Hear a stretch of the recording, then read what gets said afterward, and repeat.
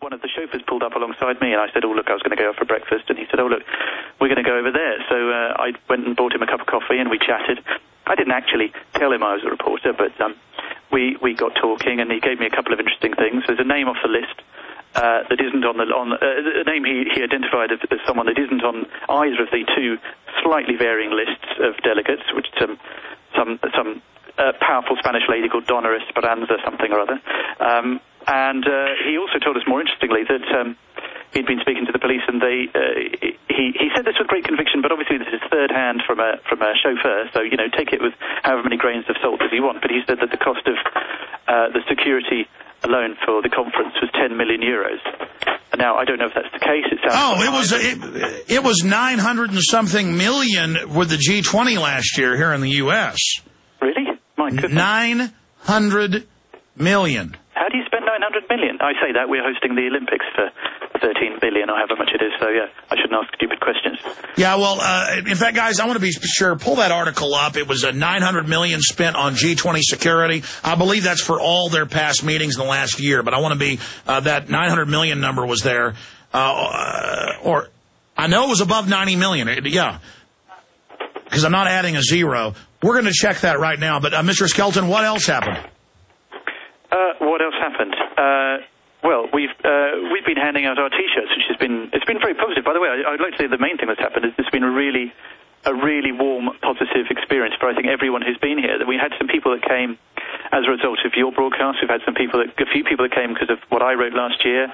Some people that have just started reading about this kind of thing, and a lot of young people, a lot of very excited, interested, concerned people, and we just had a really good time. I know it sounds like you shouldn't have a good time at a place like this, and last year I had such a ghastly, dystopian, awful time, which drove me half mad as I was chased around Athens. But this year, it's been, you know, sitting up late into the night with a bunch of great people talking about things and seeing a great increase in numbers of people who've come from all across the world to this event to bear witness to it, and most importantly of all, a huge increase in press. I mean, genuinely, it is properly a breakthrough. I mean, I was speaking to a Spanish guy just the other day who'd come, and he was helping us translate some leaflets into Spanish, and he was just saying, you know, I was speaking to my dad, they were talking about it on he said, oh, they're just talking about it now on the radio, on one of the main radio stations in Spain. Everyone's talking about it. But the chauffeur I was talking to said, yeah, everyone's talking about it. He said, I don't know, is it because the people in the hotel are talking, but everyone's talking about Bilderberg. And you just feel like everyone's talking about it. And I know. Well, that's it. I mean, we've gone from being called kooks a decade ago. There's no elite, nobody's meeting. You even a year and a half ago, before you first went, thought it was a joke, you said. To now, I mean, it's all over Bloomberg, New York Times, Drudge Report. People, I mean, even Bloomberg says, yeah, it does look like Goldman Sachs is trying to destroy things by design. And they quote our blogs, our articles, and say it does look it's by design. And so many times I say something, and it's so incredible, Charlie Skelton, I can't even believe it. I said 900 million. Excuse me. That's what the security at the Pittsburgh, Pennsylvania cost.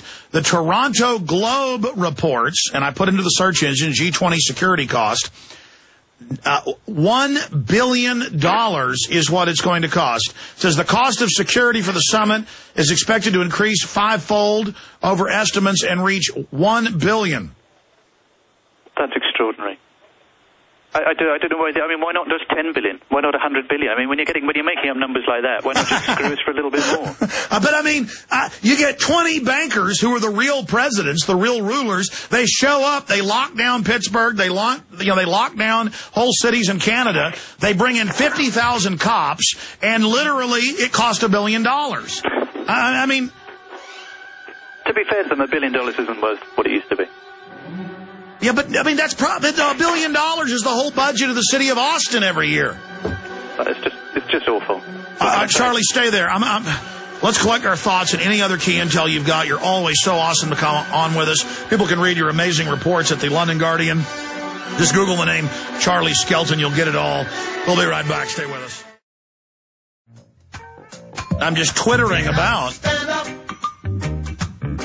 up for and I mean that by twittering in the post-cyber Twitter way, with the fact that every intel source we've got says the whole globalist agenda is in trouble, it's falling apart. That doesn't mean they're not dominating us, they aren't in control of us, but the world, as Zbigniew Brzezinski said 3 weeks ago, is now awake to their agenda.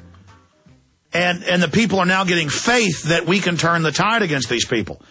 And it's that understanding of who the true elite are that is our salvation against corruption. Going back to Charlie Skelton and the time we have left with him, and Paul Watson joining us via video Skype is coming up. Charlie, I can only commend you in your journey of awakening. And so much has happened. So much is going on. You did report, though, that there were people being detained and arrested. What happened on that front? Well, look, I have to repeat. It started a little bit, but it just tailed off, and it was everyone I've spoken to, and that includes the few people that were arrested and the ones that were tended to be, 30 yards away from the hotel with a long lens. No one had a problem, and I didn't. One of the things no one had a big problem. One of the things I should say is that the guys that were arrested and taken to the chief of police, who told them that he admired them, he looked at their footage and he just handed it back. He handed the camera back and didn't delete his footage. So that's. It's a different kind of experience, and I'm not saying that police forces the world over aren't brutal sometimes, but this year we've had a very good and positive experience, and with the police, and I think that it's hard to pick. There's so many different positives to draw from Bilderberg 2010, and one of them, and perhaps you could argue the most important, is a good relationship with the police, because if that relationship falls over, then it all falls over for us. Well, it certainly does. Other key points I haven't asked, other important pieces of intel. Can you give us any foreshadowing of what's coming up in your final Bilderberg 2010 report for The Guardian? Yeah, I can. Apart from some more pictures, we've got a game called, which your listeners may enjoy playing, called Spot the Delegate. Because there's a few there that we do know, but we're not letting on, and there's quite a few delegates that we can recognise from their particular lanyards and the beady eyes that we don't know, but we're throwing it open to the world. So come along to The Guardian, have a look at the delegate snaps we've got, and see if you know who they are. And if you do, you probably know quite a few, so you might win this one. Join the game. Good. What's the headline on that? Spot the Bilderberg delegate? It's going to be Spot the Delegate. Yeah. All right, in your blog. So it's not up yet. Tomorrow. It's not up yet, but it's going up as soon as you can get those emails to The Guardian, yes, the biggest newspaper in Europe. Okay, now, lastly, what about your mock press conference? That's a good way to point out how ridiculous this is. Okay, I'm just going to backtrack very slightly, very quickly, and say, another amazing thing. I just looked at the Guardian website's page where it says the most viewed pages on the website, and one of my reports about Bilderberg was the second most well-read, most viewed report on The Guardian the last 24 hours, and that's the whole newspaper. And, that's just extraordinary to think that amount of traffic and that amount of forwarding around. And because The Guardian is numero uno. It's the #1, from what I've read, English paper in Europe and England. English-speaking. My parents would disagree with you, but yes. Well, it's that or the Times of London, and from what I've read, The Guardian has a bigger readership. Yeah, no, it has online, certainly, and these days that's perhaps the most important place to be. But yeah, in terms of the press conference we held, it was a little bit of a stunt, but actually it turned into quite a useful thing. We were staying at a caravan park. We set up a press office in our hut. Bungalow 19, and we started handing out lanyards, and we started handing out information and showing photographs of delegates. If you spot these guys, let us know. And basically, bit of background on Bilderberg. And we were making the point that if... I tell you what, Charlie, we're back in 1 minute. Do 3 more minutes with us. I want you to be able to finish.